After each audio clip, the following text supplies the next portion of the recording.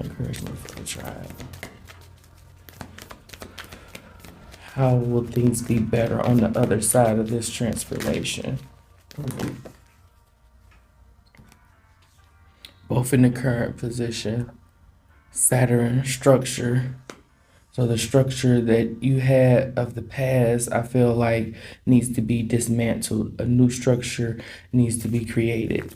One that is based on your beliefs that are core to you.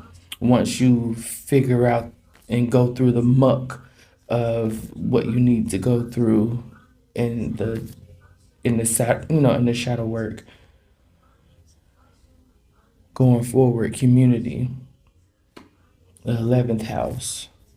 I feel like the structure that you're creating is definitely going to be